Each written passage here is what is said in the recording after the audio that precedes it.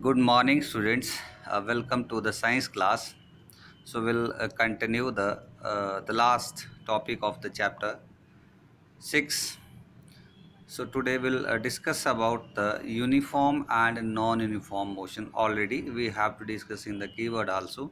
So what is a uniform motion? Uniform motion, when an object moving a straight path cover equal distance in equal interval of time is called uniform motion. Means कोई भी object जब straight path में move करता है और वो equal distance को cover करता है इक्वल इंटरवल ऑफ टाइम में, that is called a uniform motion. Give you some example.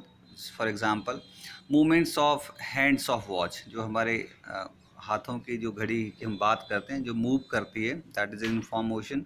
Rotation and revolution of earth, etc. So these are the some examples of a uniform motion. Next is a non-uniform motion. When an object moving along a straight path cover unequal distance in equal interval of time is called non-uniform motion. Means कोई भी object जब straight path में move करता है और वो cover करता है अनइक्वल डिस्टेंस लेकिन इक्वल इंटरवल ऑफ टाइम में, that is called a non uniform motion. जैसे फॉर एग्जांपल, एक the car is moving on a busy straight road. एक कार है जो एक बिजी स्ट्रेट रोड से मूव कर रही है, that mean that is in a non uniform motion. Next is a time period. So what is a time period?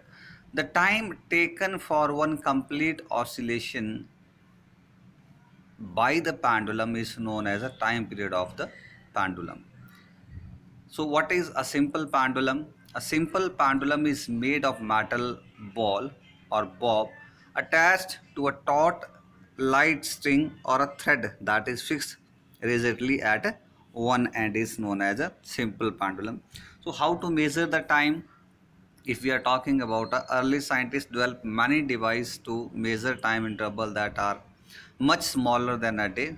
Device like sundial, पुराने time में जो यूज़ किया जाता था sundials को as a time to measure the time. Hour glass and water clocks were used to measure time.